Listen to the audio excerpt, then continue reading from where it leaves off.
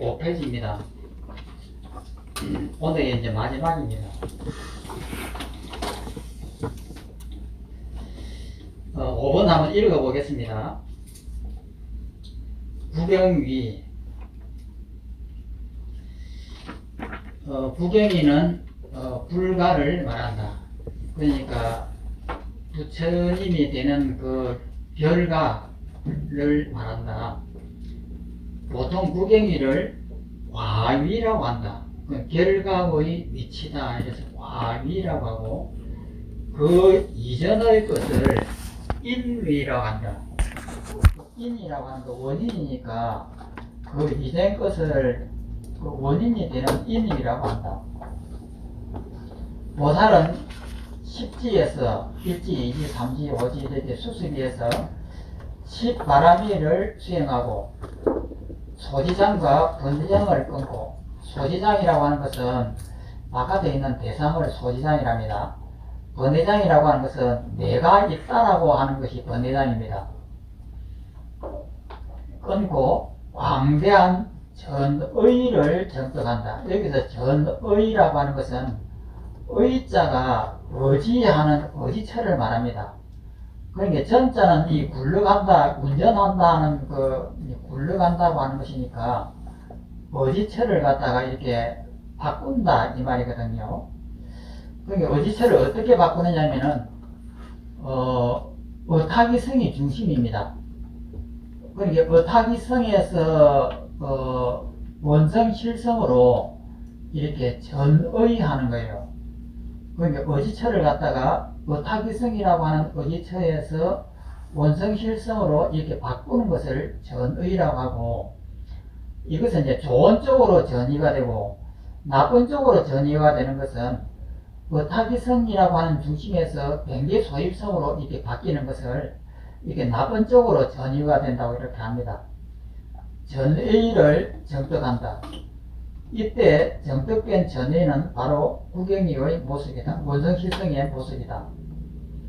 그런데 유식 30송 개송에서 수습위 가운데 전의를 언급하고 있다. 마찬가지로 성유식론도 수습위를 설명하는 부분에서 전의를 이야기한다. 그러나 혹시 혼동이 있을까 우려하는 마음에서 이 글에서는 구경위에서 설명을 한다. 그러면 전의라고 하는 것이 반드시 구경위에서만 하느냐? 아니에요. 제1지가 못됐다 하더라도 가행위에서도 전의가 됩니다.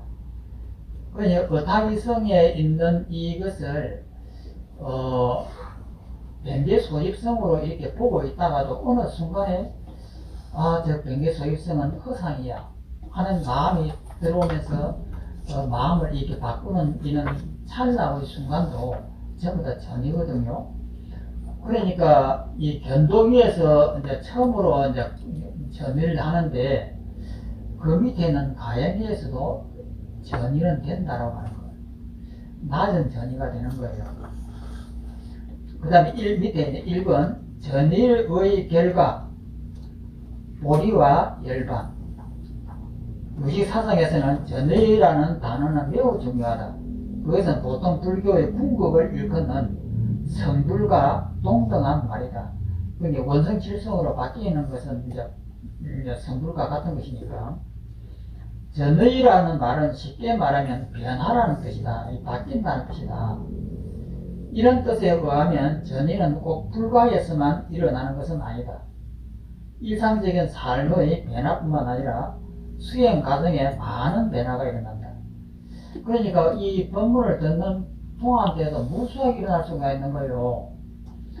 그러니까 뭔가 이렇게 내가 막혀있던 것이 딱 뚫린다. 이것도 전이에요.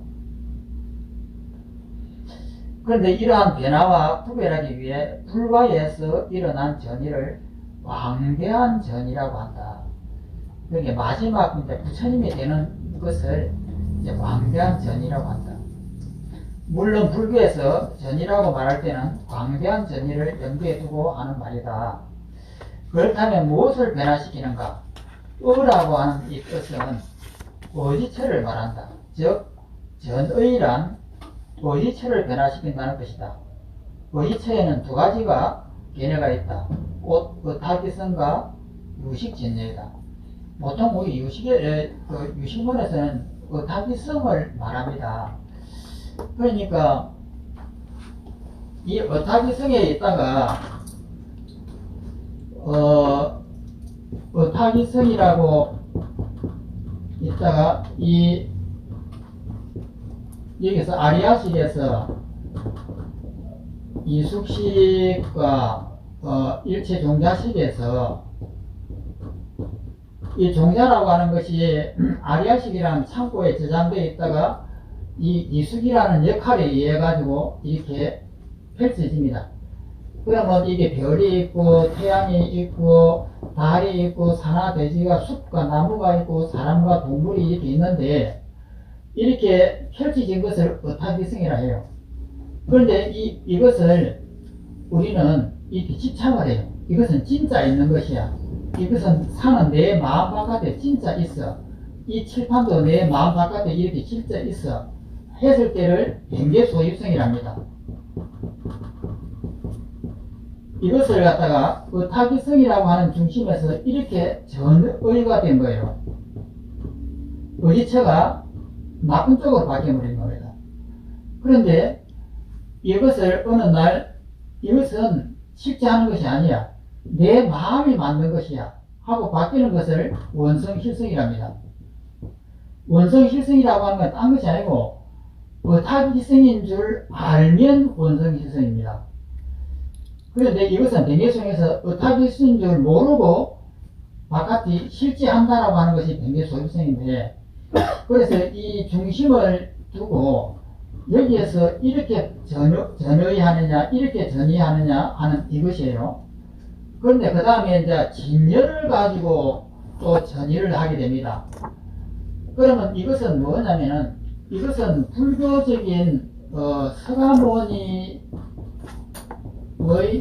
가르침에 의한 것이고 이 진여라고 하는 이 말이 나올 때는 대성불교가 흔적이 이제 나타나는 거예요.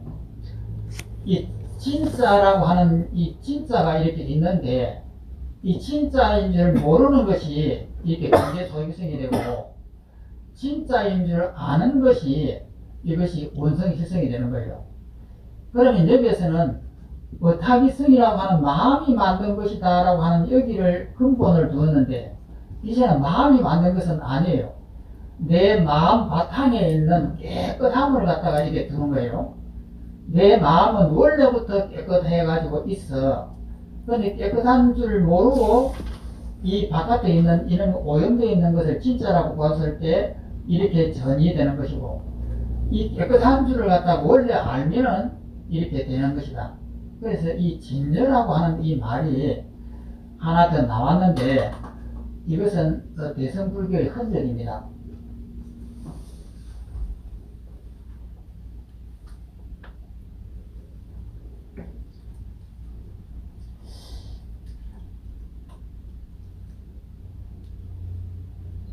그래서 유식진여이다. 그 다음 밑에 첫 번째는 의지처는 의타기성이다. 의타기성은 영법과 이 오염되어 있는 법과 정법, 깨끗할 정자입니다. 깨끗한 법에 대해 의지처가 되기 때문이다. 이때 영법이란 변개소입성이고 정법이란 원성실성이다. 여기서 변화란 영법을 버리고 정법을 얻습니다. 자주 무분별지를 닦고 익혀서 이것이 제일 중요합니다. 자주 무분별지를 닦아야 되는 거예요. 그 무분별지가 뭐냐면 분별이 없는 것인데 내가 사라져야 돼요. 바깥에 있는 대상이 사라져야 돼요. 그래서 나라고 하는 이것이 실체가 없다라고 하는 것을 눈으로 봐야 되고 바깥이라고 하는 것이 실체가 없다라고 하는 것을 봐야 됩니다. 이것을 무분별이라고 하는 거예요. 그런데 이것은 이제 컨셉에서는 뭐라 하면 생각을 딱 끊어버렸다 이렇게 표현합니다. 일체의 생각을 딱 끊어버렸다. 이렇게 이제 큰 스님들은 법문하실 때 보면 이렇게 표현하는데, 그러면 생각을 끊어버렸다라고 하면 생각이 안 난다는 말인가 하는 이렇게 오해가 생겨요.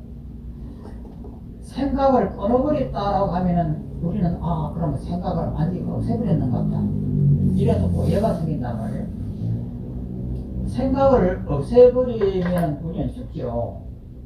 그런데 생각을 딱 끊어버리고 나서 딱 보니까 상대와 나는 하나더라, 소리와 나는 하나더라, 이렇게 되는 거예요. 그러면 생각을 끊었다라고 하는 것은 뭐냐면은 무섭게 선정에 들어갔다는 거예요. 나라고 하는 이것도 끊어져 버리고 대상이라고 하는 이 분별이 딱 끊어져 버리니까 그냥 통으로 이렇게 텅 비어진단 말이에요. 텅 비어져 있는 이 무분별에서 깨달음이 일어나야 돼요. 그 상태에서 소리를 들으면은 그 소리가 어떻게 들리냐면 하나로 들려요. 그러니까 저 마을에서 꽃교하고 새벽에 이제 닭 울음소리가 딱 들리면 그 울음소리가 든든 나는 이렇게 산에 있는데 저 밑에 마을에 한 10km나 5km 마을 바깥에 닭 울음소리로 들리면 이건 굉장히 소유성이에요. 그런데 나라고 하는 것을 딱 끊어버리고 나면은 내가 없으니까 듣는 내가 삶 속에 있지 않아요. 그 소리가 들리면 그 소리 자체가 내가 됩니다. 그래서 저 닭울음 소리와 내가 하나다, 이게 되는 거예요. 그래서 닭울음 소리는 저 멀리 들린다라고 하는 이것이 잘못됐구나, 이것을 깨닫습니다. 그래서 두두물물이 전부 다 나 아닌 것이 아니고 부처님이 아닌 것이 없다라고 하는 개송이 나오는 이유가 그렇게 되는 거예요. 그래서 이 무분별지를 자주 닦아야 됩니다. 그러니까 누가 나를 갖다 못 오가는 소리로 너 바보다고 멍청이다고 이렇게 욕을 하면은 속에서 부해가 확 일어납니다. 부해가 확 일어나는 그 순간에 내 마음이 죽어야 돼요. 죽는 그 순간에 이것이 텅 비어져야 됩니다. 이런 무분별지가 안 생기면은 밤에 재판을 해요. 낮에 일어났던 그 일 때문에 그것이 앙금이 안 가셔가지고 밤에 잠을 못 자고 재판을 합니다. 그때는 이래서는 내가 이렇게 했으면 어떻게 했을까? 내가 이렇게 했으면 자연스레 살릴 수가 있었을까? 하고 밤새도록 재판한다고요. 그것이 뭐냐면 공부가 안 됐다는 것이에요. 그러면 공부가 되는 사람은 그 말에서 충격을 탁 받는 그것까지는 허용을 해요. 받는데 받는 순간에 알아차림이 돼가지고 그 자리에서 그게 옹해져 버려야 됩니다. 그 앙금이 그 자리에서 확 녹아버려야 돼요. 녹아버리고 그 다음에 저 사람을 볼 때는 조금까지만 있었던 그 미워하는 이 마음이 싹 사라져야 돼요. 그래서 완전하게 무분별지가 이렇게 무분별지를 자주 닦으라고 했는데 그 순간에 바로 앙금이 싹 사라지면서 그 사람을 그 말이 있기 이전처럼 그런 마음으로 그 사람을 대할 수가 있어야 돼요. 그런데 이것이 거적시 안 된다 하더라도 그 이야기가 끝나는 순간에는 돼야 돼요. 그런데 그것이 안 되면은 그거 이게 끝나고 난 다음에 재판을 하게 돼요.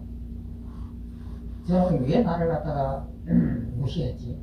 내가 그때 또 어떻게 했으면 됐지? 하고 계속 밤에 잠을 못 자고 이게 고민을 한단 말이에요. 그것은 뭐냐면은 공부가 안 됐다는 거예요. 그래서 무분별지를 금방금방 닦아갖고 끊어버려야 됩니다.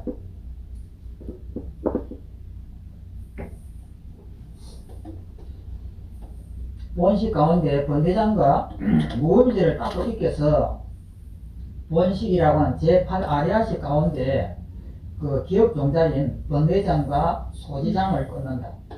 번대장이라고 하는 것은 내가 있다라고 하는 이 장이고, 소지장이라고 하는 미운 사람, 그 사람이 있다라고 하는 것이 소지장입니다. 이로 말미암아 어타기성 위에 집착된 변계 소입성, 아집, 이건 번대장이고, 법집, 이것은 소지장입니다. 아집과 나에 대한 집착과 법에 대한 집착, 자, 이것을 번뇌장이라고 소지장을 하는데 이 두 개를 버리고 어타기성 가운데 원성실성을 얻는다. 이것이 가장 중요한 겁니다. 이것이 바로 될 수 있느냐 하는 것이에요. 그러니까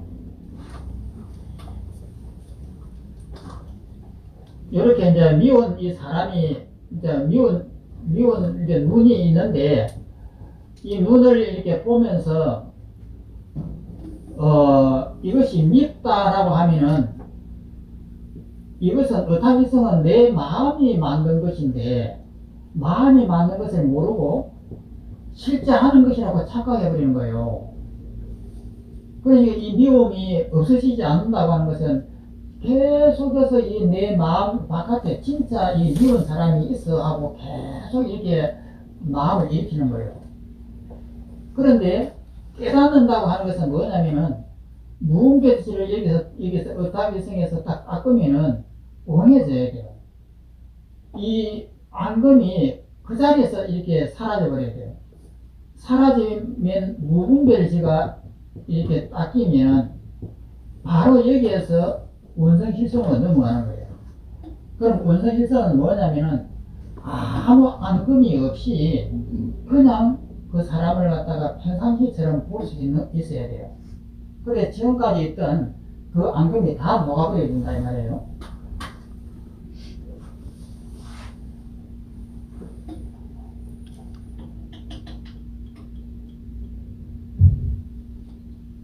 어타기성 가운데 원성실성을 얻는다. 번뇌장을 버림으로써 대열반을 정득하고, 내가 없으니까 이제 이 번뇌가 사라져버린 거예요. 그 다음에 소지장을 버림으로써 무상각을 얻는다. 한옥대라 상각상거리입니다. 소지장은 상대가 있다고 했는데 그 상대가 있는 것이 아니다 이 말이에요.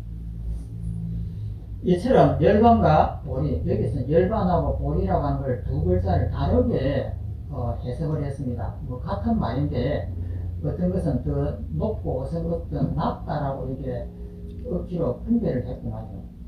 이 두 가지 전후의 결과를 얻는 것이 유식을 이룬다는 겁니다. 유식이라고 하는 것은 일체가 오직 식분이다. 오직 유자에다가 식자입니다. 오직 식분이다. 전부 다 가짜다. 이것이 유식이라는 뜻입니다. 둘째의 의리체는 유식진멸이다. 이것이 이제 대승불교의 흔적입니다. 그러니까 이 진멸하러 하는 이 말이 이 유식론에서 나올 때는 이 유식론을 지었던 세친보살이 아비달마 부사론이라는 그 소선불교를 집대성했던 분이 세친보살이에요. 그런데 그 세친보살이 형이 무착보살인데 무착보살은 대성 사람입니다. 그래서 이제 대성 공부를 하는 사람인데 이 세친보살이 한테 너 소성 공부하지 말고 대성으로 오너라라고 계속 이렇게 했는데 그것을 바꾸는 바뀝니다. 바뀌면서 유식론을 쓰게 되는데 아비달마 부사로는 5위 75법입니다. 5위라고 하는 것은 이 똑같은데 이 75 다섯 가지 그 법이 75법이 돼요. 그런데 유식론은 100법입니다. 5위 100법이에요. 25개가 더 늘은 거예요. 이건 아니죠. 이 앞에 우리 많이 다뤘습니다. 5위 70, 100법 다룬 거 좀 다 아시죠? 네. 기억이 안 납니다. 그 오이 백법 토프까지 다 있습니다. 다시 한번 보십시오. 그래서 유식론을 지으면서 세친보살이 이걸 바꿨는데, 그러니까 아비달마 부사로이라고 하는 소성 논설을 지을 때는 진여가 없어요. 그런데 대성으로서 이제 옮기면서 이 진여가 탄생하는 거예요. 그래서 이 진여라고 하는 이것은 대승불교의 흔적입니다. 그래서 이게 어디서는 유식진여이다. 진여는 생사와 열반에게 어지체가 된다. 그러니까 이 진여라고 하는 이 불성이라고 하는 것이 중간에 있어가지고 하나는 더러운 것도 만들고 하나는 깨끗한 것도 만들어요. 거울에 때가 띄인 것은 더러운 것이고 이것이 이제 생사에 관계되고 거울에 밑에 겨울을 깨끗하게 닦으면 밑에는 깨끗한 바탕이 나옵니다. 이것을 열반이라고 하는 거예요. 그래 진여라고 하는 이것을 중심으로 해가지고 더러운 때는 생사고 더러운 때를 닦아버리면 거울이 깨끗해지는 것은 열반이고 이렇게 하는 겁니다. 생사와 열반에 대해 어지처가 되기 때문이다. 의석은 본부는 전도되어 가지고 뒤집어졌다 이 말이에요. 전도되어서 진여에 미혹하기 때문에 무실해로 생사의 고통을 받는다. 번뇌가 일어난다. 그런데 성자는 이 전도를 떠나가지고 진여를 깨달아서 곧 열반을 얻고 마침내 안락하게 된다. 보살은 자주 무분별지를 닦고 익혀서 본식 가운데 번뇌장과 소유장을 얻는다. 그러므로 진여를 의지한 생사를 소멸하고 진여 속에 있는 이게 더러운 때를 소멸해버리고 진여를 의지해가지고 그 깨끗한 그 바탕인 열반을 정득한다. 이 열반은 진여가 잡염법을 오염되어 있는 잡되고 오염되어 있는 법을 떠난 성품이다.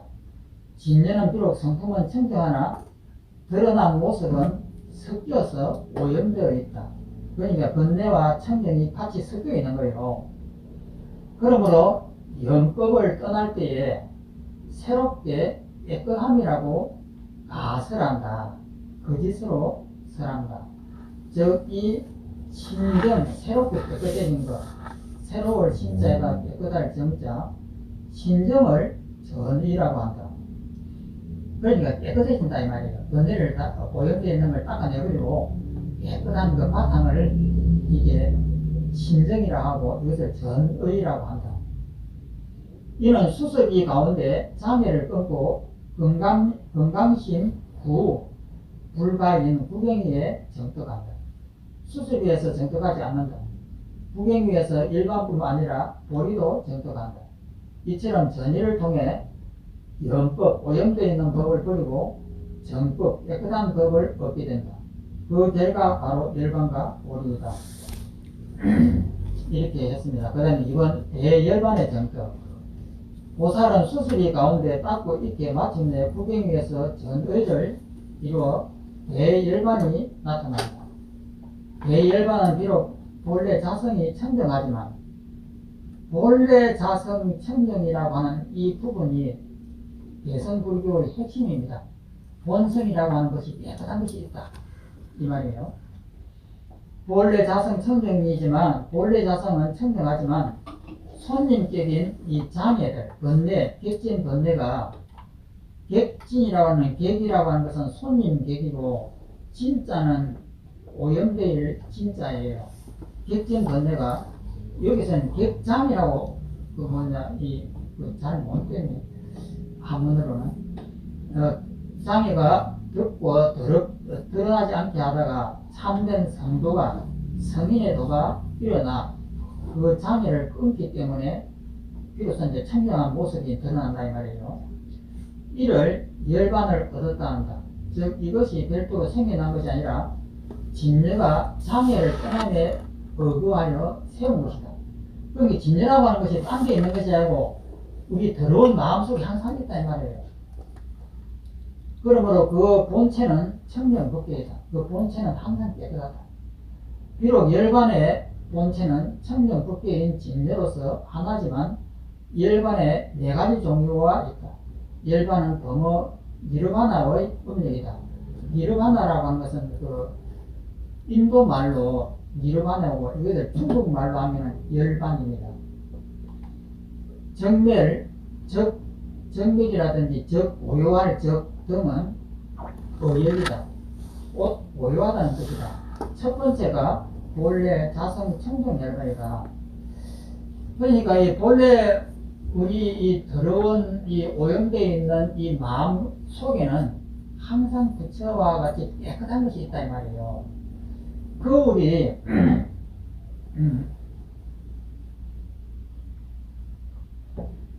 거울을 가지고 이렇게 비춰보면은 이 바깥에 이게 상이 이렇게 나타납니다.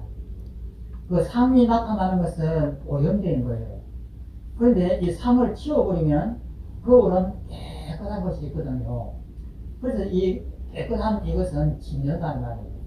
그게 진여라고 하는 이 깨끗함이 있는데 바깥에 있는 상들이 이렇게 비치니까 진여가 없는 것처럼 보여요. 이러한 논리를 전개하는 것이 대성불교의 특색입니다. 그 소성불교인 근본불교에서는 전혀 이런 이야기가 없습니다. 그런데 이런 이야기를 우리가 이제 다음 주부터 배울 정도가가 육조 스님한테 인가를 받은 영가 스님이거든요. 그러면 육조 스님이 중국 불교에서 위치가 뭐냐면은 인도 불교를 탈피해갖고 중국 불교를 안착시키는데 최고의 주역입니다. 그래서 우리는 모든 법을 설할 때 육조 스님을 꼬집어냅니다. 그것은 뭐냐면 중국에서는 인도 불교의 흔적을 지워버리려고 굉장히 노력을 했습니다. 그래서 이 세 번에 걸쳐 가지고 폐불 사건이 있었는데 불교를 말살시켜 버리려고 스님 내드리고 저리고 전부 다 부숴버리고 했던 그 경우가 세 번이나 있었어요. 그러면서 외래 종교는 다 물러가라 이렇게 됐던 거예요. 그런데 그것에 살아남기 위해서 이제 시작한 것이 육조 스님을 교주로 삼고 새로운 중국 불교를 만들려고 하는 운동이 일어난 거예요. 그래서 육조 스님이 쓴 그 경전, 육조 단경은 경이라고 하는 이름이 붙습니다. 경전이라고 하는 것은 부처님 외에는 못 붙여요. 그러니까 이런 유식논 같은 이렇게 뛰어난 논서도 논이지 경은 아니에요. 그런데 육조 단경은 경이라고 하는 이름을 붙였다라고 하는 것은 무엇을 뜻하느냐면 새로운 중국 불교를 만들려고 시도했던 거예요. 그래서 선방에는 가보면 조사선이 최고예요. 조사로부터 내려온 이 가나선 법이라든지 묵조선 법이라든지 이 법이 최고지 부처님의 법은 쓰레기로 취급합니다. 그래서 부처님 법은 그건 읽으면 안 돼. 그것은 바보들이나 읽는 것이고 잘못된 것이야. 이렇게 제가 어릴 때도 처음 절에 들어왔을 때 부처님 경전을 보는 사람을 굉장히 천하게 여겼습니다. 그리고 하도 참선하고 조사 스님의 말씀을 듣는 것을 최고로 썼거든요. 그러면 그 흔적이 어디 있냐면 중국의 그 사상을 그대로 우리는 받아온 거예요. 그래서 이 흔적도 이 유식이라고 하는 이 흔적이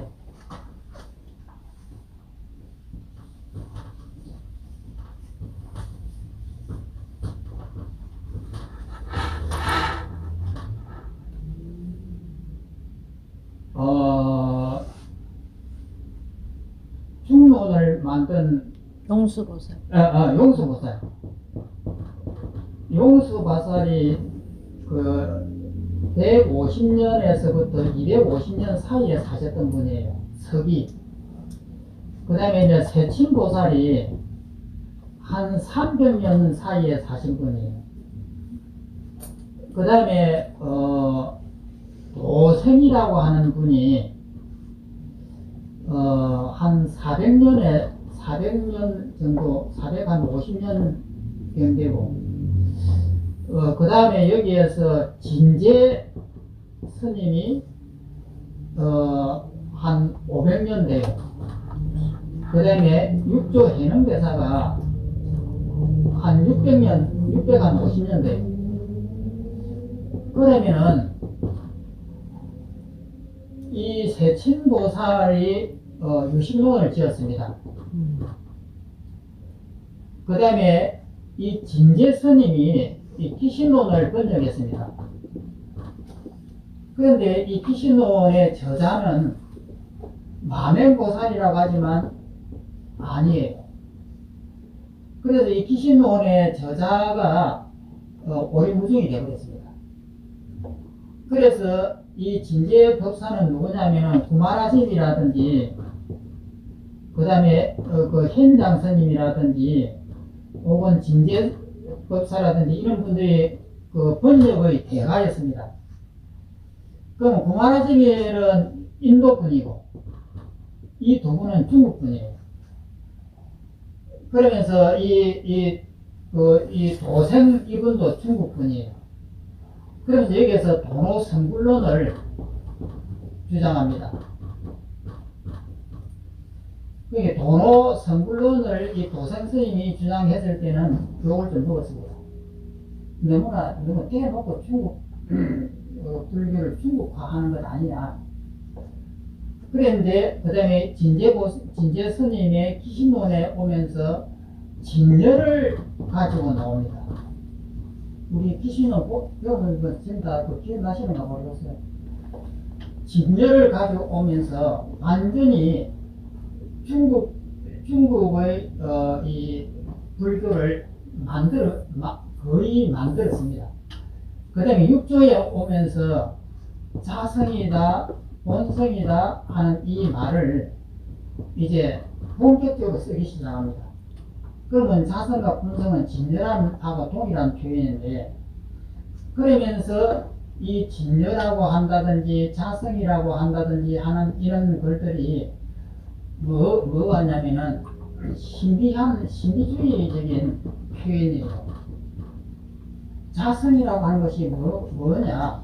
비무다.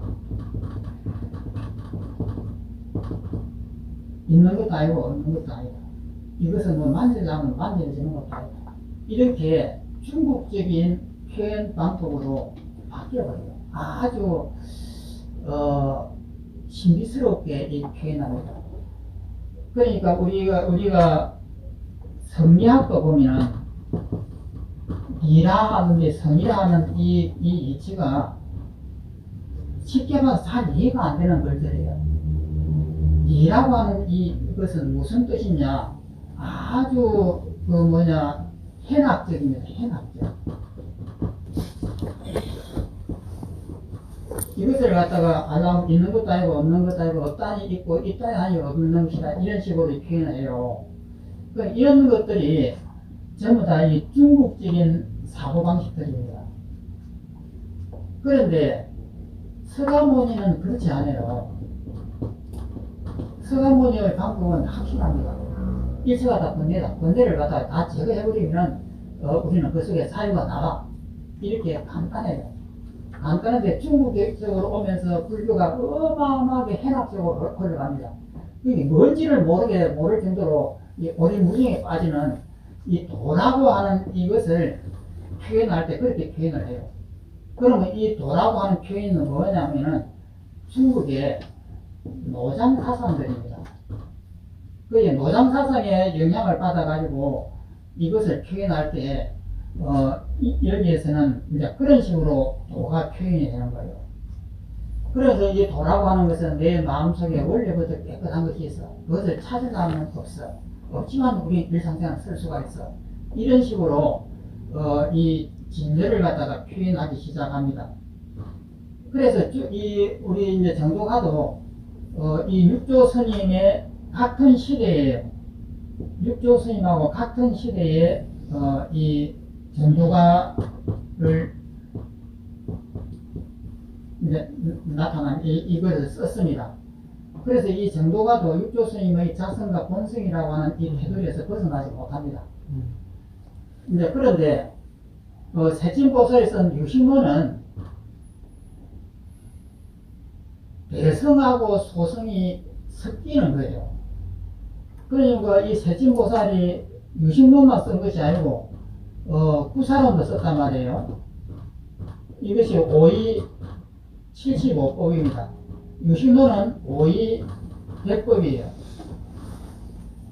그러면서 구사론에서는 진정한 이 단어가 전혀 안 나옵니다.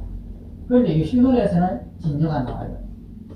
그러면 이때 벌써 이 근본 불교라고 하는 이쪽에서 대성 불교 쪽으로 이 사조가 흘러가는 단계에 있는 거예요. 이러다가 도생으로부터 이렇게 넘어오면서 완전히 중국화하면서 인도 불교하고는 완전히 다른 새로운 사상이 발생합니다. 그래서 그런 사주 속에서 이 유심문이 있습니다.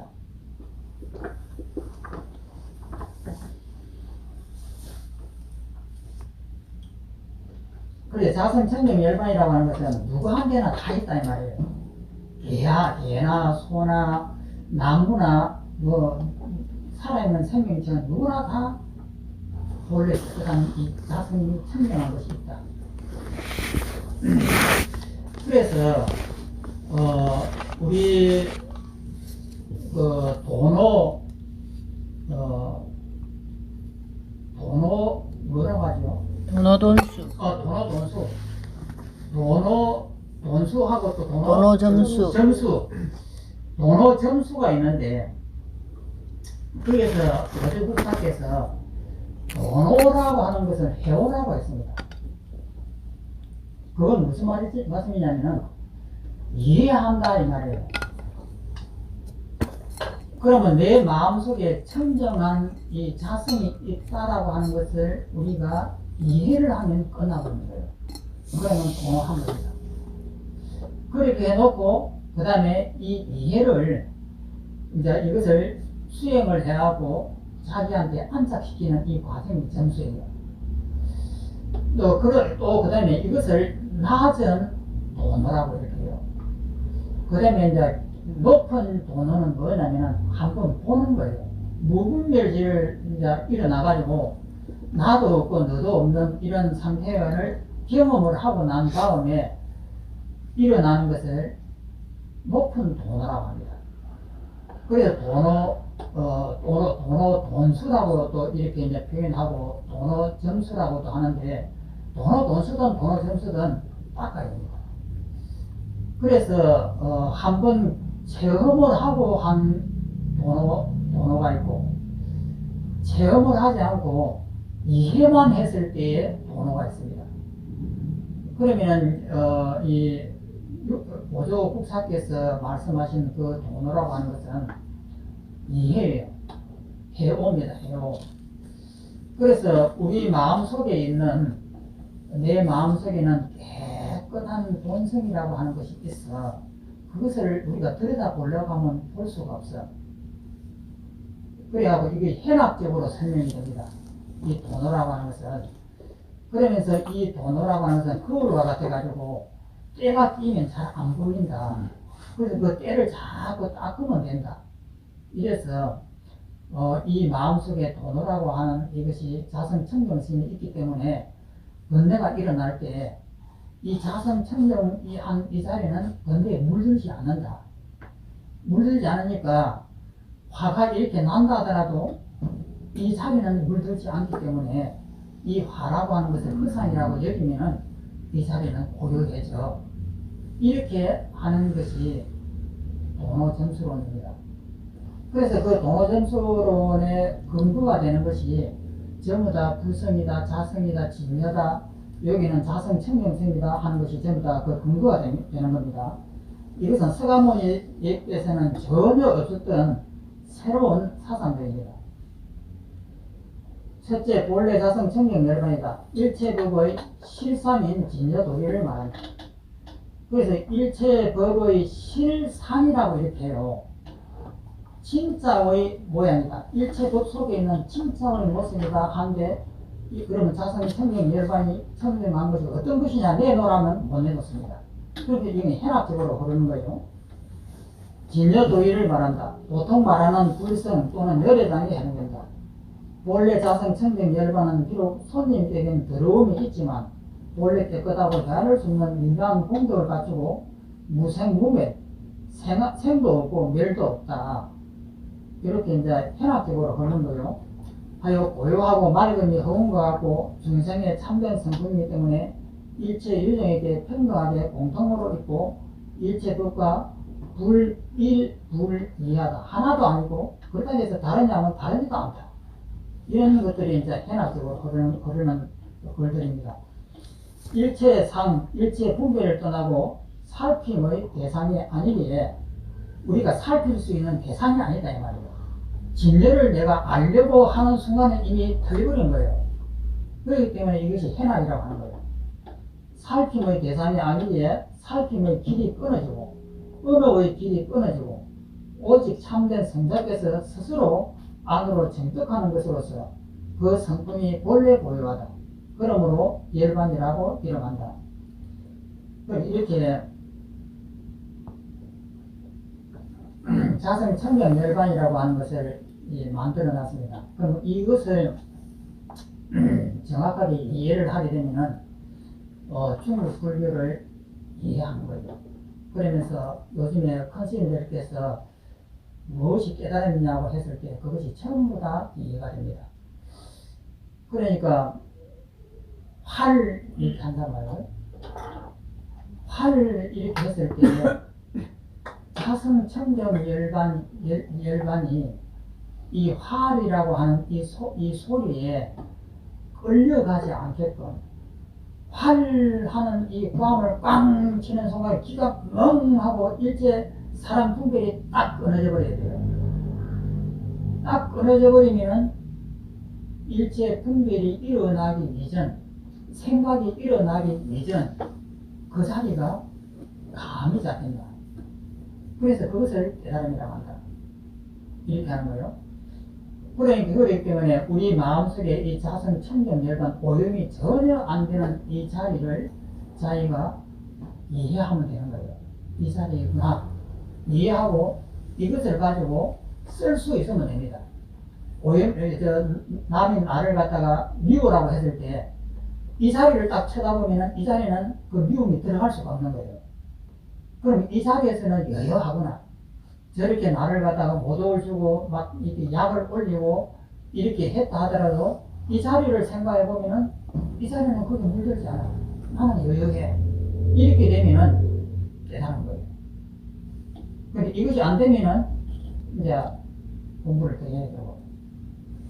그 다음에 두 번째 유연이 열반이다. 이때 여의라고 하는 것은 나머지라는 뜻이거든요. 여의가 있다. 유자는 있을 유자예요. 여의가 있는 열반, 찌꺼기가 있는 열반. 이때 남은 어지간 여의라고 하는 것은 보통 몸을 말합니다. 이 찌꺼기가 있는 열반. 이것은 뭐냐면은 우리가 공부를 해가지고 해탈을 했습니다. 해탈을 했는데 번뇌는 안 일어나요. 그런데 몸이 아프면은 죽을 것 같아요. 그러니까 몸이 이렇게 너무 아프고 뭐 암에 걸리고 그 다음에 다리가 말을 안 들어가고 뭐 오줌을 싸야 되고 너무 불편하잖아요. 그러면 마음으로는 이 해탈을 했다 하지만 몸이 장애가 돼요. 매일 이렇게 아프고 이러면은 어떻게 해요? 못 견디지. 아무리 돈이고 뭐 이것이 전부 다 허상이라고 해도 아니 몸이 아픈데 어떻게 해요? 그래서 이게 몸이 아프고 이렇게 찌꺼기가 남아있는 것을 유효의 열반이라고 해요. 또 넘어갑니다. 다음 장을 넘어가고 세 번째 무여의 열반.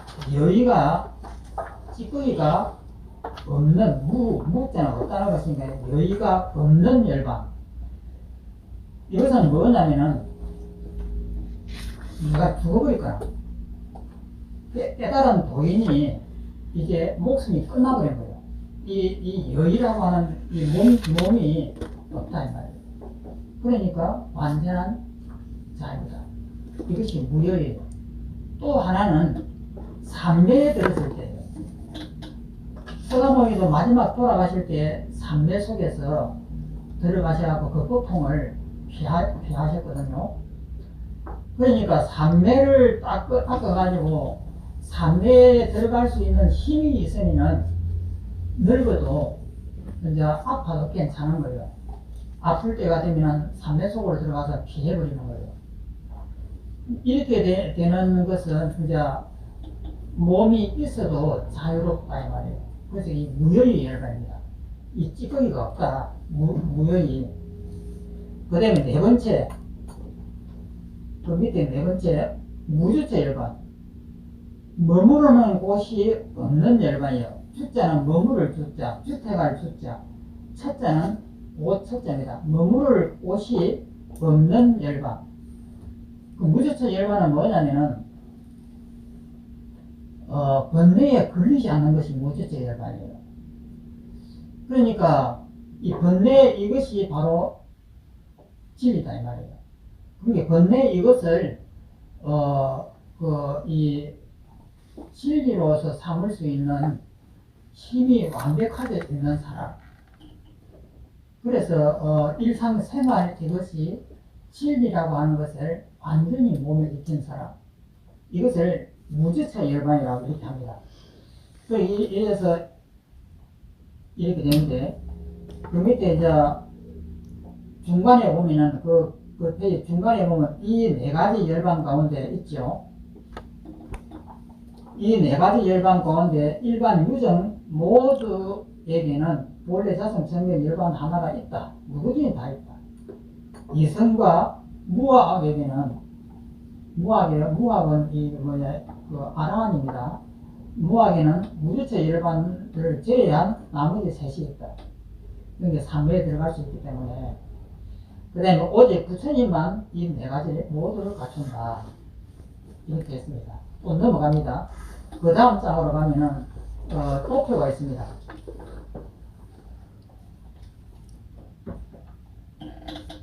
열반의 종류에 보면 본래 자성 청명 열반이 있고, 유여의 열반이 있고, 무여의 열반이 있고, 무주처 열반이 있습니다. 그래서 자성 청정 열반은 이 불성이나 진여라든지 이런 것인데 모든 중생에 다 있고 부처님마다 다 있다. 누구든지 다 가지고 있다. 그 다음에 무의 열반은 몸이 있다 이 말이에요. 그러니까 몸이 있는 상태의 열반이에요. 그러니까 우리들이 전부 다 도달할 수 있는 것이 몸을 가지고 있는 상태에서 열반이에요.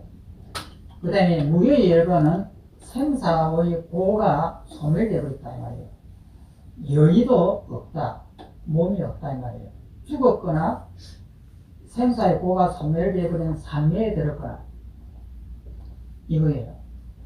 그 다음에 마지막에 무주체 열반은 소지장이 소멸되고 바깥에 있는 대상이 다 소멸되고 생사 열반에 머물지 않는 번뇌가 바로 열반이다. 이러는 거예요. 그래서 우리가 이제 도를 닦는단 말이에요. 닦아가지고 삼매를 얻지 못하는 상태로서 이제 죽게 된다 이 말이에요. 그렇게 되면은 고통이 많이 따라와요. 그러면은 자살할 수도 있고 이 고통을 견디는 것이 맞느냐 아니면은 그냥 이제 살 날도 얼마 안 남았으니까 죽는 것이 맞느냐 이런 이제 심각한 고민을 할 때가 됐다 이 말이에요. 그래서 이렇게 옛날에는 많이 자살을 많이 했죠. 왜냐면은 쓸데없이 더 살려고 더 덩굴릴 필요가 없다 이 말이에요. 그런데 삼매를 익혀서 삼매의 능력이 있는 분들은 그것을 견딜 수 있는 거예요. 고통이 왔을 때는 이 삼매 속에 들어가고 그 판단을 채워버리는 거예요. 그 고요함 속에서. 그러니까 이 삼매를 닦을 수 있는 힘이 있으면 좋죠. 그런데 그런 닦을 수 있는 힘이 없고 미치고서 완벽하게 이것이 모두 허상이고 꿈이다 하는 것을 믿는 분들은 마지막에는 이런 고통을 받아야 돼요.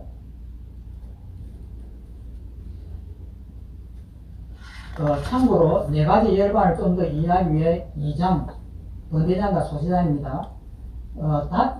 2장의 단절 및 생사와 관련하여 설명하고자 한다. 앞에서 몇 차례 살펴봤듯이 번대장과 소시장의 단절 여부는 생사와도 관계가 된다. 생사에는 분단생사, 분단생사와 변력생사가 있습니다. 분단생사는 중생이 이 몸이 죽는 것이에요.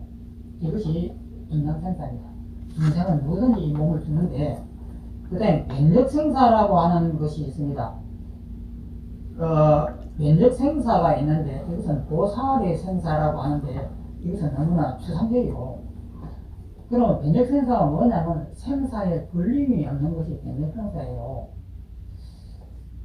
그러니까 자기의 생각이 생각하면 일어나면 삶이고 생각하면 사라지면 멸이다 라고 하는 이것이 있어가지고 이 생과 멸에 내가 걸리지 않으면 이것이 분단생사예요. 이것이 변력생사입니다. 어떤 상태에서도 내가 죽을 수 있고 그래서 걸림이 없으면 이 변력생사라고 할 수가 있는 겁니다. 그런데 여기서는 뭐 보살이 변력생사를 하고 죽고 난 다음 몸을 받았을 때도 그냥 그대로 뭐 이어져 나가고 이런 뭐 행위사학적인 신비스럽게 이야기하는데 그것은 너무 신비스러운 이야기입니다.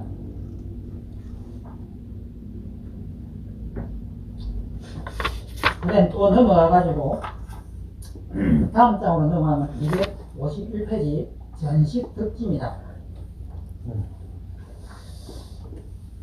이 보이나 보살 한번 읽어주십시오.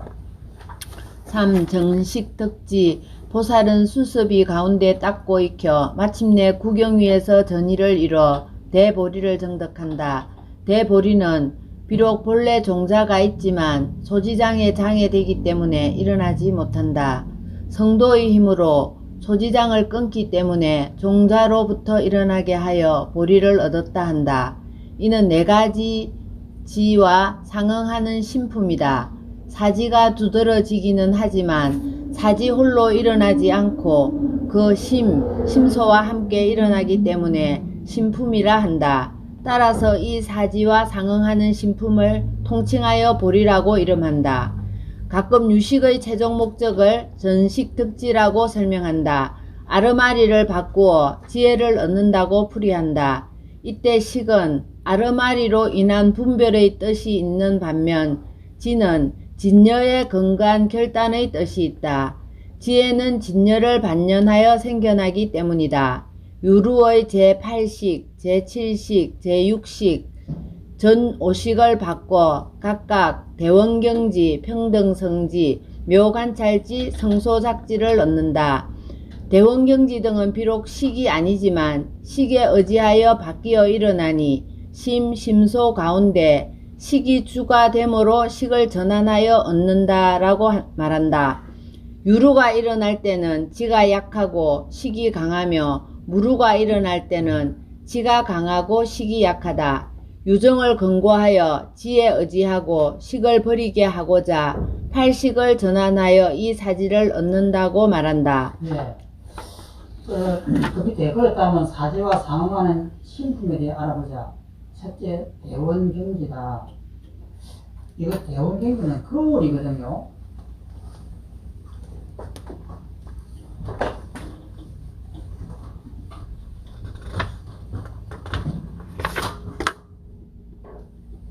크고 원만한 거울, 크고 둥글고 원만한 대원경, 이것은 거울경이에요. 경지. 그러니까 이 거울에 보면은 거울이 깨끗하면 모든 것이 이렇게 산화 배지가 나타나고, 이렇게 태양이 나타나고, 이 나무가 이렇게 나타나고, 이 밭이 있고, 강이 있고, 이 사람이 있고, 이렇게 나타납니다. 그런데, 이 거울에, 이렇게 거울을 비추면은 모든 것이 거울에 이렇게 나타나요. 그런데, 이 나타난 이것은 환영이에요, 환영. 이 거울에 전혀 어떤 누를 끼치지 못해요. 그래서 이 거울에 나타났다가 이것을 거울을 돌려버리면 이것들이 싹 사라져버리는 거예요. 그래서 이런 환영들이 이 거울 자체에 조금도 오염을 시키지 못합니다.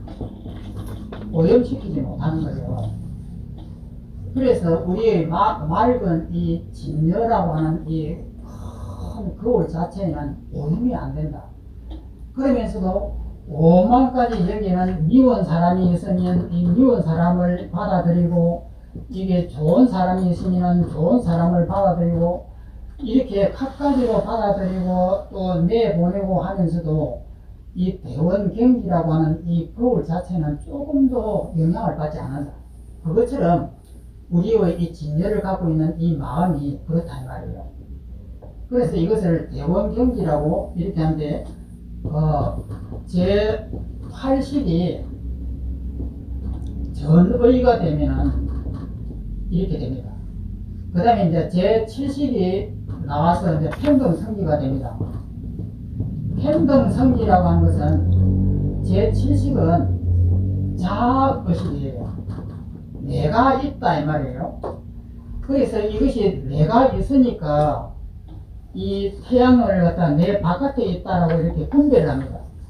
그래서 이 나는 여기 있고 태양은 여기 있다라고 상대성으로 이렇게 나누어요, 둘로.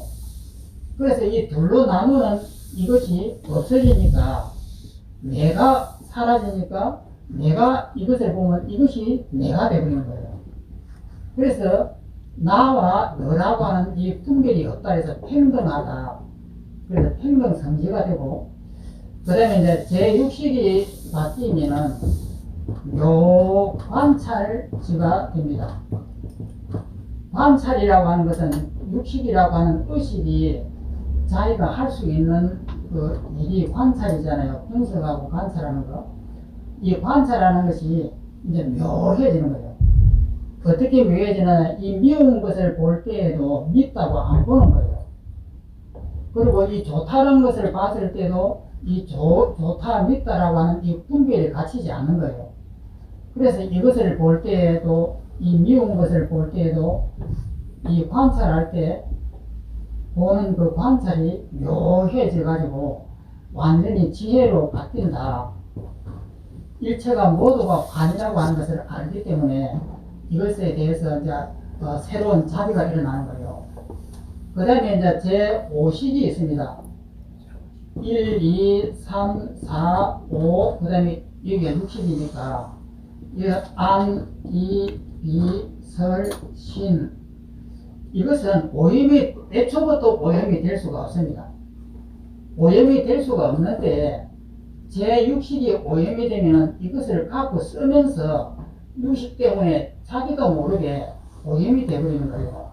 원래는 이것은 오염될 수 없는 성질이에요. 그렇지만은 제6식이 7식이 이제 바뀌고 이제 6식이 청정해지면서 이것까지도 이제 청정해지는 거예요. 그래서 이것을 성소작이랍니다. 소작이라고 하는 우리의 원력이 짓고자 하는 바, 소작하면은 이 작자는 짓는 것이잖아요. 뭔가를 짓고자 하는 바를 다 이룬다. 우리의 원력이 짓고자 하는 바를 다 이루어질 수가 있다. 그러니까 우리 마음에서 뭔가를 하려고 하면은 이것은 따라서 다 이루어진다. 이 뜻입니다.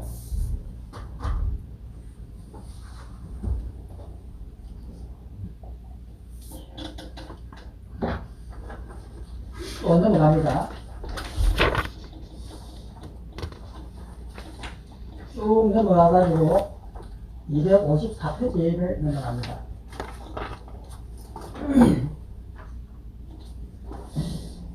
254페이지에 가면은 도표가 있습니다. 대원경지, 평등성지, 묘관설지, 성소잡지. 대원경지는 제80을 전환하면은 되고, 평등은 제70인 자의식이 이제 변화하는 것이고, 묘관절지는 제60이 변화하는 겁니다. 성소잡지는 이제 전 50이라고 해서 1, 2, 3, 4, 5까지. 전자는 60전 앞에 있는 5개. 그래서 이 변화신이다, 애토다, 정토다, 이런 여러 가지가 있는데, 뭐 이것은 별로 중요한 것이 아닙니다. 그 다음에 이제 4번에 구경이의 특징이 나옵니다. 밑에 있는 이 개송은 이제 유식 30송 중에서 제30 개송입니다. 마지막 개송이에요. 이는 보리와 열반, 이는 곧 무루의 계이다. 무루의 계라고 하는 이것이 그 인이라고 하는 거예요. 원인. 무루의 인이며, 부사리한 것이며, 선이며, 착한 것이며, 상이며, 항상하는 것이며, 안락이네, 해탈신이며, 대모니이며, 서가모니 대모니이며, 이것을 법신이라고 이름한다. 그런데 여기에서 이제 그 상락아성이 나옵니다.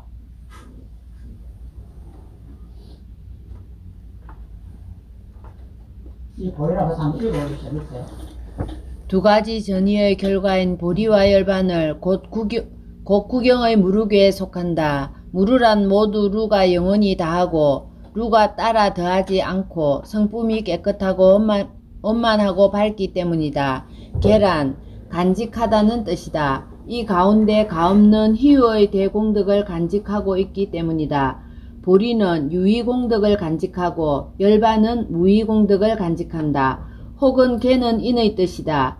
세간 출세간의 이익되는 일을 생겨나게 하기 때문이다. 따라서 무루계인 보리와 열반은 그 자체가 무루이면서 수많은 무루공덕을 간직하고 있으며 세간 출세간의 이롭거나 즐거운 일을 생겨나게 하는 원인이다. 참고로 보통 법계, 특히 법계 연기에서 법계를 우주법계라는 말로 풀이한다.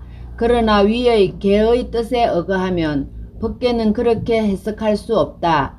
법계란 법을 간직하다 또는 법을 생기게 하는 원인이라는 뜻이다.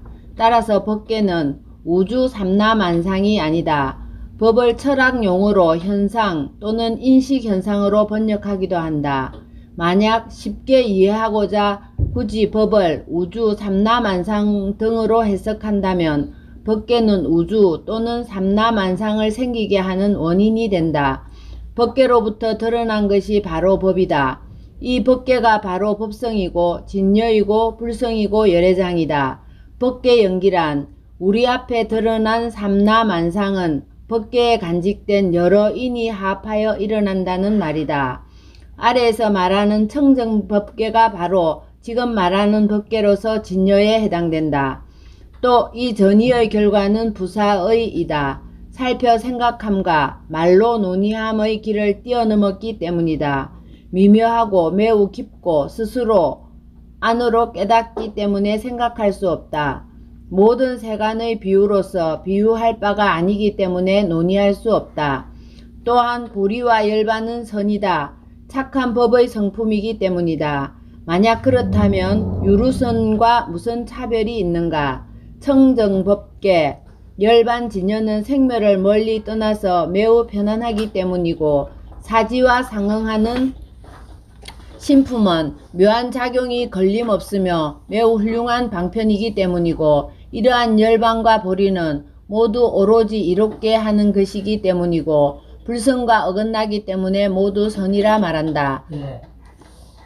그 밑에 보면 또한 보리와 열반은 상이다. 이 상태는 항상하다 이 말이에요. 영원하다라고 하는 뜻이에요. 그러면 이때까지 우리가 불교를 배우면서 무상하다라고 배웠습니다. 그럼 무상하다라고 하는 것이 부처님 말씀인데 이것은 정반대되는 말씀이거든요. 무상하지 않고 영원하다 이 말이에요. 그러니까 그 밑에는 이제 안락이다, 편안하다, 고라고 했는데 부처님은 고라고 했는데 여기는 마지막에는 편안하고 안락하다. 그러면 부처님께서 말씀한 무와 무상 고라고 하는 것을 전부 다 부정해버려요. 정말에서 무상 무와 고라고 하는 것은 도를 깨닫기 위해서 방편으로 전부 다 이게 부정을 했지만은 그것을 다 깨닫고 나서 보면은 이 세상은 아름답고 살만하고 희망적이고 이렇다 이 말이에요. 그래서 이제 그 상락아선이라고 이렇게 네 가지로 열방사락이라고 이렇게 했습니다. 상, 락, 아, 정. 여기는 이제 부처님은 무상하다고 했습니다. 이 부처님은 고라고 했습니다. 이 아가 아니고 무아라고 했습니다. 이것은 이제 이 더럽다고 했는데 깨끗하다고 이렇게 하는 거예요. 그래서 이 무상고 무아라고 하는 이 부처님의 이 말씀은 우리를 도를 깨닫게 하기 위한 방편이었다. 그럼 이 도를 다 깨닫고 오면은 이 세상은 항상하고 즐겁고 이 세상에는 나라고 하는 빛나는 것이 있고 이 세상은 깨끗하다. 이렇게 도를 완전히 깨달으면은 이렇게 바뀐다. 이것을 이제 말씀한 것이에요. 그래서 이것이 유식입니다. 끝났습니다. 상락아선이 결론. 뒤에 또 하나 더 있습니다. 뒤에 보면 그 다음 절 넘어가면은 258페이지에 삼신과 부국도가 있는데 자성신, 수용신, 타수용신이 있습니다. 변화신. 변화신. 첫 번째가 자성신, 두 번째가 수용신, 세 번째가 변화신입니다. 그러니까 법신, 보신, 화신이에요. 그러니까 자성신은 법신이고 수용신은 보신이고 두 번째는 보신이고 그 다음에 세 번째는 변화신은 화신입니다. 그러니까 법신, 보신, 화신이다 이렇게요. 삼신사상.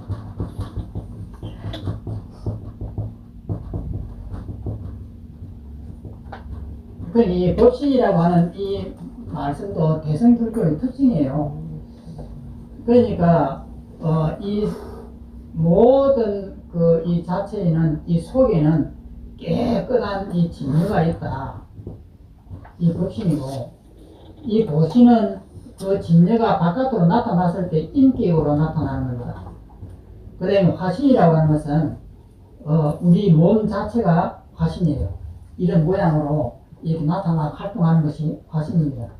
그러면 보신은 이 활동하는 것이 얼마만큼 인격을 닦겠느냐, 이 진리를 개발해야 하고 인격을 닦았느냐, 이에서 보신이 되는 겁니다.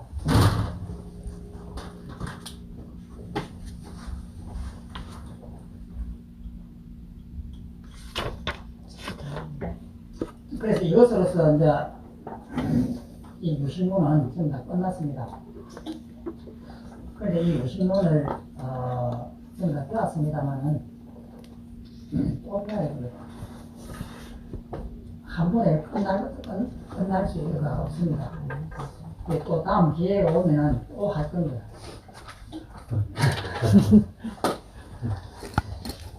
그러면은 이제 다음에 배울 것이 우리가 이 정도가인데, 정도가는 아까도 말씀드렸습니다만은 영가 스님인데 육조 스님한테 깨달아 가지고 육조 스님한테 왔어요. 그래갖고 점검을 해가지고 인가를 받는 것으로 끝입니다. 그래서 이 영가 스님은 다른 데서 공부를 해가지고 깨달아가지고 오신 분이에요. 그러면은 이 정도가의 내용이 뭐냐면은 육조 스님께서 자성이 있다라고 이렇게 이걸 불성을 핵심으로 하는 공부입니다. 그럼 영가 스님이라고 한들 똑같습니다. 그러니 우리 마음속에는 불성이라고 하는 자성이라고 하는 이 진여라고 하는 깨끗한 게 있어가지고 이것은 물들지 않습니다. 그래서 이런 그 책들이 하엄경이라든지 전부 다 같은 종류예요. 그 하엄경이 법성원령 무이상 제법주등 본래적이잖아요. 법의 성품이라고 하는 건 원룡하다. 이 법성이 뭐냐면 진여거든요. 그래서 하나가 일체고 일체가 하나다라고 하는 것은 이 진여라고 하는 입장에서 보면 너와 나라고 하는 것이 없는 거예요. 그래서 이 하엄경이라든지 이런 대성경경들은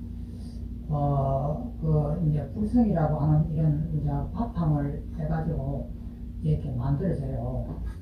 그래서 이 하엄경은 언제 생기는지를 아직 모릅니다. 그래서 연도로 보면은 그 중론을 펼친 그 스님 150에서 250년 사이고 세친보살께서 한 300년 사이니까 그 다음에 세친보살의 그 이후 그 정도의 아마 시간대에 이 하엄경도 만들어졌을 거예요. 그래서 우리가 제일 이 경전을 배우면서 몰라야 될 뭐냐면 부처님의 근본 이 사상하고 대성경전의 사상이 너무나 다르다는 점이에요. 그래서 이것을 혼동이 생겨요. 그래서 이 대성경전의 말씀을 들으면은 근본 불교는 그 책도 아닌 것 같고 또 근본 경전의 말씀을 들으면 이 대성경전은 너무 과언되고 그래서 이 두 가지를 접목을 시키려면 역사를 이제 알아야 됩니다. 어떻게 해서 근본 불교에서 대성 사상이 싹 트고 대성 사상에서 또 중국의 이 자성 사상이 싹 들어가는지 그 과정을 이해를 못하면은 이건 책이 완전히 오리무중에 빠져버려요. 그래서 대성경전은 대성경전 나름대로 깊은 뜻이 있기 때문에 이 속에 자성이 있다라고 하는 이것을 토대로 합니다. 그러면 자성이라고 하는 것이 눈에 보이느냐? 안 보여요. 일단 이 자성에 대해서 알려고 하는 순간 틀립니다. 그래서 이것을 너무 현학적인 표현이에요. 그러면 우리 마음속에 이 자성이라고 하는 깨끗한 뭐가 있다. 그래서 이 자리는 영원하게 오염이 안 된다. 아무리 미워하고 원망하고 이런 마음이 일어난다 하더라도 이 자리는 깨끗하다. 그래서 이 자리를 아는 것을 깨달으라고 본 거예요. 그래서 이것을 알고 난 다음에 이것을 내 것으로 만드는 데는 고림이 필요합니다. 고림이라고 하는 오랜 이 숙성시키는 기간이 필요한 거예요. 자, 그런 데 비해서 서가모니의 가르침은 일체의 상이 허상인 줄 알고 이 상을 해체하는 수행을 많이 합니다. 수행을 많이 해가지고 이 상이 해체돼가지고 내 마음이 이제 자유롭게 될 때는 완성이 되는 거예요. 그런데 이 본성 자성이라고 하는 대성 수행법은 알기는 쉬워요. 내한테 깨끗하게 있다. 그런데 상을 지고는 연습을 안 합니다. 그 연습을 안 하기 때문에 이 깨끗한 줄만 알고 있는데 이 어떻게 해볼 수가 없는 거예요. 그래서 갈등이 일어나는 거예요. 그런데 예를 들어서 임재스님하고 황객스님을 대화를 보더라고. 이제 임재스님이 물을 오니까 황객스님이 두드리 펴버린단 말이에요. 두드리 펴니까 알 수가 있나요? 그런데 나중에 보니까 두드리 펴는 이것이 자세한 설명이다라는 이 말을 듣고 되돌아 생각해 보는 거예요. 진리가 무엇입니까? 라고 물으려고 하는 이것에 두드리 펴버리는 거예요. 두드리 패는 이 순간에는 생각이 없거든요. 그래서 두드리 패는 이 속에도 이 진여라고 하는 이것은 여여하게 있었다라고 하는 이것을 깨달아 버리는 거예요. 그래서 깨달았다 이렇게 한단 말이에요. 그러면 이것을 내가 깨달았으면 내 것으로 만들기 위한 보림이라고 하는 오랜 시간이 필요해요. 그래서 이때부터는 이것을 알았으면 사람하고 부딪히면서 계속 연습을 해야 돼요. 누가 나를 갖다가 나쁜 놈이라고 욕을 하면은 거기에 대해서 반응을 하지 말고 이 청정한 이 자리는 깨끗한데 이렇게 내가 모욕 때문에 이렇게 분노가 일어나는 이것은 허상이다. 이것을 참고 견디면서 이것은 헛것이니까 버려야 된다. 버려버리면서 이 깨끗한 이 자리에는 이것이 오염이 안 돼. 그러면 이 자리에 딱 있으면은 저것은 아무 일이 없어져요. 하는 이 연습을 계속 하는 것이 보림이에요. 그래서 이런 것을 가르쳐 줘야 되는데 안 가르쳐 줘요. 그러니까 안 가르쳐 주고 무엇을 하라냐면 하도를 해라. 죽을 때까지 목숨을 걸고 하도를 해라. 이렇게 가르쳐요. 그러니까 수행자는 모른단 말이에요. 그러니까 내가 목숨이 끊어지는 한이 있더라도 이 하도를 놓치지 않겠다. 이런 강한 결심 하나로서 평생을 살아가는 거예요. 살아가면 설명할 필요가 없습니다. 오직 하도를 안 놓치려고 노력을 하는 거예요. 누가 모독을 주고 나를 뺨을 때리고 하더라도 이것에 반응하지 않고 하도를 안 놓치려고 목숨을 걸고 지키는 거예요. 이렇게 지키다 보면은 자연적으로 세월이 지나면 조용해져요. 설명을 해가지고 그것을 부수고 해체하는 연습을 안 시켜도 죽기 살기로 하도를 안 놓치려고 노력을 하는 한은 닦여가는 거예요. 그래서 그 참선하는 것은 너무나 무식해요. 그러니까 막무가내요. 그런데 그 이치는 맞아요. 그런데 그 스승을 믿는 강한 믿음이 없으면 못 가는 거예요. 그런데 이제 믿음이 약한 사람은 안 되는 거예요. 억울하고 분하고 내가 왜 이걸 해야 돼? 내가 뭐 길을 알아야 하지. 갈등이 막 일어나는 거예요. 그래서 이런 갈등이 일어나는 사람은 그 방법이 안 맞는 거예요.